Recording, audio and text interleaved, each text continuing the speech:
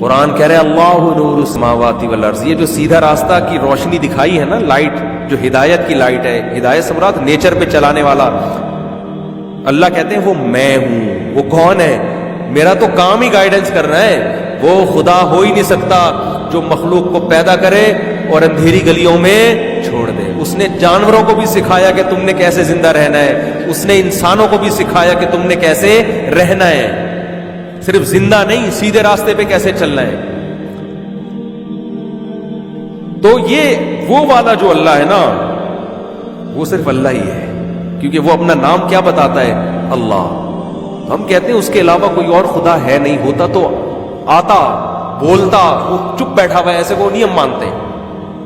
گونگے اور بہرے خداؤں کو کوئی بھی ایمان نہیں لے کر آتا، ایسے خدا پہ ایمان لایا جاتا ہے جس کا اپنے بندوں سے تعلق ہو۔ تو میں جو اصل بات کر رہا تھا، میں یہ کر رہا تھا، قرآن کا جو اصل ٹاپک ہے وہ ہے کہ کسی نے کائنات کو بنایا اور بنانے والا کون ہے؟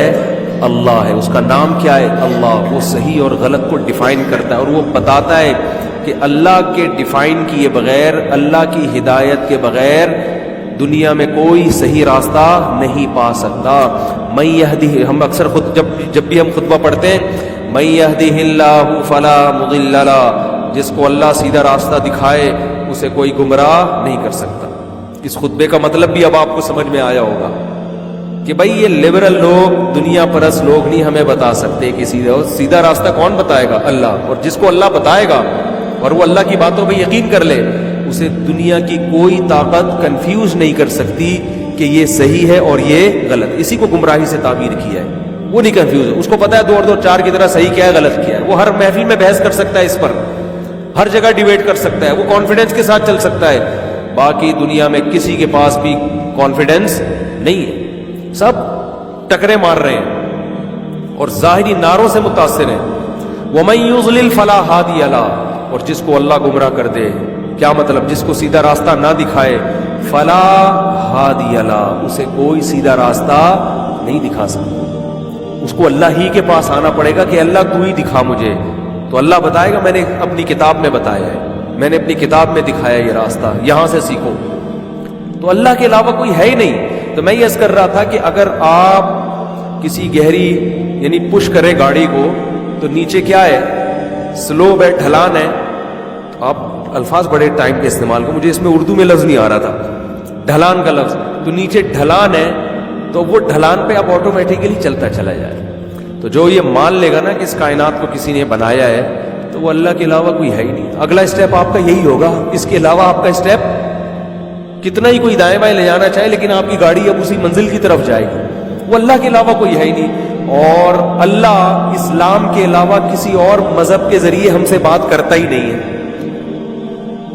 نہیں آئی بات سمجھ؟ اللہ جو ہے نا، قرآن کے علاوہ کوئی اللہ کا کلام ہمارے پاس محفوظ ہے ہی نہیں، کیونکہ تورات اور انجیل وہ ان کے ماہرین معترف ہے کہ تحریف شدہ ہے۔ کچھ باتیں ہیں اس میں اللہ کی، کچھ کا پتہ ہی نہیں چلتا، اور مضمون سے بھی پتہ چل جاتا ہے نا کہ یہ اللہ کی باتیں ہو نہیں سکتی۔ اور جو تورات اور انجیل کے علاوہ آسمانی جو کتابیں ہیں، ان کی نسبت اللہ کی طرف ہے ہی نہیں۔ وہ کتابوں کے مصنفین ہیں، جن کو لوگ خود کہتے ہیں یہ فلاں نے لکھی، یہ فلاں نے لکھی، ان کی نسبت خدا کی طرف بولو نا۔ وہ مذہبی کتابیں تو ہیں، لیکن ان کے مذہب کے ماننے والے اس کا دعویٰ نہیں کرتے کہ یہ کس کی تعلیمات ہیں؟ خدائی۔ تو اگر ہم ان کو کہہ دیں کہ خدا کا کلام ہے، تو مدعی سست اور گواہ چست نہیں کر رہی، اور اس کا مضمون بھی ایسا ہے کہ جس سے پتہ چلتا ہے کہ خدائی کلام نہیں ہو سکتا۔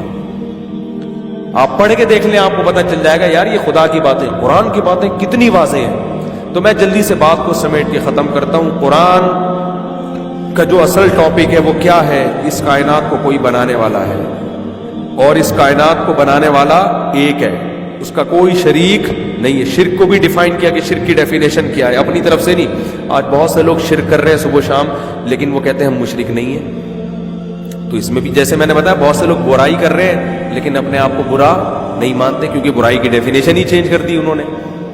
تو ایسے ہی بہت سے لوگ کہتے ہیں یا علی مدد، یا رسول اللہ مدد، یا غوث اعظم مدد، قبروں سے بھی مانگ رہے ہیں، اور حضرت عیسیٰ کو اللہ کا بیٹا بھی کہہ دیا، نبی کو مشکل کشا، حاجت روا، ساری وہ شرکی عقیدے رکھ کے بھی کہتے ہیں ہم توحید پرست ہیں کیونکہ ہم ایک خدا کو ماننے والے ہیں. تو اللہ کہتے ہیں یہ اتنے تکلف کی ضرورت بولو، یہ توحید کے خامخواہ کے تکلف کی ضرورت نہیں. اس کی مثال ہے جیسے کوئی خاتون کہے اپنے میاں سے کہ میں ہی ہوں نا تمہارا میاں. ہاں جی، صرف میرے میاں کون ہیں؟ آپ. اچھا پھر اس کے ساتھ کیوں گھوم رہی تھی؟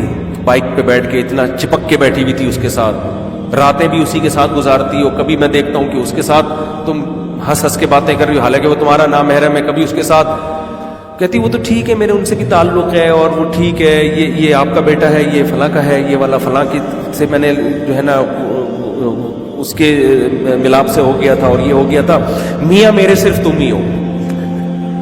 وہ کیا کہے گا؟ بیگم اس تکلف کی ضرورت، اتنا نیک بننے کی ضرورت آپ کو نہیں ہے.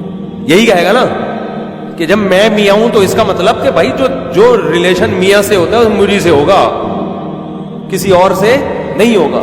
تو آج کا مشرک بھی یا علی مدد، یا رسول اللہ مدد، نبی مشکل کشا، حاجت روا، عالم الغیب، نور بشر کی فہرست سے نکال دیا. اور جناب یا اللہ سے مدد مانگو، نبی سے مدد مانگو، قبروں سے جا کے بزرگوں سے مدد مانگو، جو مرضی کرتے رہو. ایسا تگڑی توحید ہے کہ بی بی تمیزہ کا وضو بھی اتنا تگڑا نہیں تھا، یہ ٹوٹتا ہی نہیں ہے. بی بی تمیزہ کو نا مولوی صاحب نے کہا نماز پڑھا کرو. اس نے کہا کیسے؟ مجھے وضو نہیں آتا، اگر وضو آتا ہوتا تو میں پڑھتی. انہوں نے وضو کرا دیا اس کو، پورا اپنے سامنے لوٹے سے وضو کرایا. کہا آپ تو پڑھو. اس نے نماز پڑھ لی. مولوی صاحب چلے گئے کہیں سفر پہ، 10 سال کے بعد آئے. بی بی تمیزہ کے بچے بھی ہو چکے تھے اس وقت، اور 10-15 سال گزر گئے، شادی بھی ہو گئی، بچے بھی ہو گئے. مولوی صاحب آئے، بی بی تمیزہ نماز پڑھتی. اس نے کہا جی الحمدللہ 10 سال میں ایک بھی نماز مجھ سے نہیں چھوٹی. وضو بھی کرتی ہو؟ کہتی وہ تو آپ نے کرا دیا تھا مجھے. تو ہمارے استاذ یہ واقعہ بیان کر کے کہتے تھے کہ بی بی تمیزہ کا وضو 10 سال میں بچے پیدا ہونے سے بھی نہیں ٹوٹا. ادھر لوگوں کا وضو ذرا سی ہوا خارج ہو ٹوٹ جاتا ہے، اتنی سی ہوا. بعض وہمیوں کا تو کنفیوژن سے ٹوٹ جاتا ہے کہ پتہ نہیں شاید ٹوٹ گیا، وہ احتیاطاً کر رہے ہوتے ہیں دوبارہ. اور بی بی تمیزہ کی شادی ہو گئی، بچے ہو گئے، مگر ایسا پاورفل وضو ہے کہ ابھی بھی. تو ایسے ہی بعض لوگوں کی توحید اتنی پاورفل ہوتی ہے کہ یا علی مدد، یا غوث آدم مدد، یا عباس مدد، یا حسین مدد، یا حسن مدد، یا فاطمہ المدد، یا رسول اللہ مدد، یا غوث اعظم مدد. صبح و شام اللہ کے علاوہ بیسیوں سے مدد مانگتے ہیں، لیکن کہتے ہیں ہم صرف ایک خدا کو مانتے ہیں، ہم مشرک نہیں. تو یار یہ تو عیسائی نسبتاً اچھے نکلے جو صرف ایک شرک کرتے ہیں کہ عیسیٰ اللہ کے بیٹے ہیں. وہ صرف حضرت عیسیٰ سے مدد مانگتے ہیں، اس کے علاوہ نہ قبروں سے کسی سے بھی نہیں. ان کو ہم کہہ رہے ہیں کہ مشرک ہیں، کافر ہیں. اور ادھر درجنوں کو خدا بنا لیا آپ نے، اور آپ کہہ رہے ہو کہ ہم تو صرف ایک خدا کو ماننے والے ہیں. تو اللہ کہے گا کہ اس تکلف کی ضرورت بولو نہیں. یہ تکلف ہے خامخواہ. ایک خدا کا مطلب ایک خدا، معبود، عبادت کے لائق. اور عبادت میں سب سے پہلے ہے دعا، کہ ما فوق الاسباب، اسباب سے ہٹ کے کچھ کرنے کی طاقت صرف اللہ کے پاس ہے. باقی دنیا کی ہر مخلوق وہ اسباب کی محتاج ہے. اسباب ہوں گے تو وہ کچھ کریں گے، اسباب نہیں ہوں گے تو وہ کچھ بھی نہیں کر سکتے. پولیس سے جب آپ مدد مانگتے ہیں یہ شرک نہیں ہے، کیونکہ پولیس اسباب اختیار کر کے مدد کرے گی. موبائل میں بیٹھ کے آئے گی، چور کو پکڑے گی، بندوق یہاں رکھنا چاہیے، رکھے گی نہیں رکھے گی تو ان کی ٹینشن ہے. یہاں سے پکڑ کے لے کے جائے گی، عدالت میں مقدمہ ہوگا، عدالت ان کو چھوڑے گی، پھر دوبارہ آپ ان کو موقع دے گی کہ ایک دفعہ ٹرائی اور کریں آپ. یہ حقیقت ایسا ہی ہوتا ہے کراچی میں. تو میں یہ عرض کر رہا تھا کہ اگر اللہ کو گاڈ خدا، ہاں توحید جو ہے نا، اس طرح کی توحید اللہ کو نہیں چاہیے، یہ والی ٹھیک ہے نا. اللہ کو وہ والی چاہیے کہ اللہ کے سوا کوئی عبادت کے لائق نہیں ہے، صرف یا اللہ مدد. ہاں لوگوں پہ شرک کے فتوے نہ لگائیں. آپ بعض دفعہ کوئی کس تعویل کے ساتھ کہہ رہا ہوتا ہے، کوئی کس نیت کے ساتھ کہہ رہا ہوتا ہے، اس کی منشا کیا ہے. تو فتوے لگانے کے لیے میں نہیں کہہ رہا کہ اب آپ کسی نے بھی کوئی لفظ استعمال کر لیا تو کافروں کی فہرست میں شامل کر دیں. کسی کو کافر قرار دینے کے لیے نا اس میں شریعت کہتی ہے اس کی بات کی تعویل کرو. آپ جیسے کسی نے کسی کو کہہ دیا کہ فلاں مشکل کشا ہے تو فوراً کفر کا فتویٰ نہیں لگے گا. حالانکہ مشکل کشا کون ہے؟ صرف اللہ ہے. لیکن اگر کوئی کہہ رہا ہے کسی کو مشکل کشا تو اس سے اس کا مفہوم پوچھا جائے گا مشکل کشا کا مطلب کیا ہے.